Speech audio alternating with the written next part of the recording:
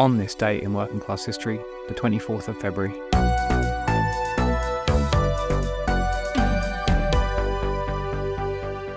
On the 24th of February 1942, the Canadian government approved Order in Council PC 1486, which would expel all people of Japanese descent from a 100-mile area down Canada's Pacific coast.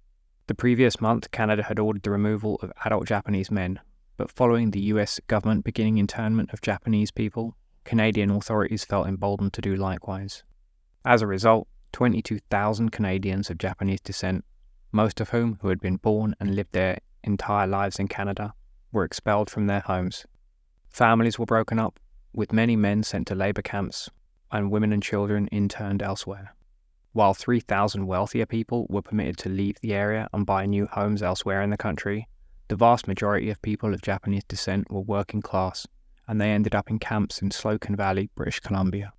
They were housed in poor quality shacks with no protection from the winter and no food or clothing.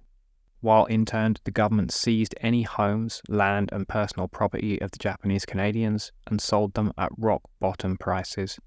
They then used the money to charge the internees for their confinement. Even after the war ended, the Japanese Canadians were given two choices: either leave British Columbia or be repatriated to Japan. Some attempted to resist being removed from British Columbia, so the government ordered the forced deportation of 10,000 people.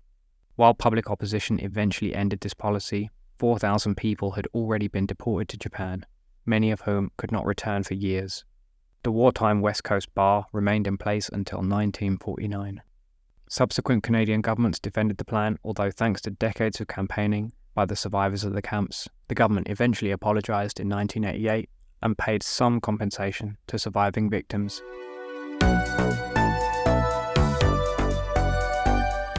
For sources, maps, and all of our anniversaries each day, check out the On This Day section of our Stories app at stories.workingclasshistory.com. And if you value our work, support us at patreon.com/workingclasshistory. Links in the show notes. Theme music by Ricardo Arrea. See you tomorrow.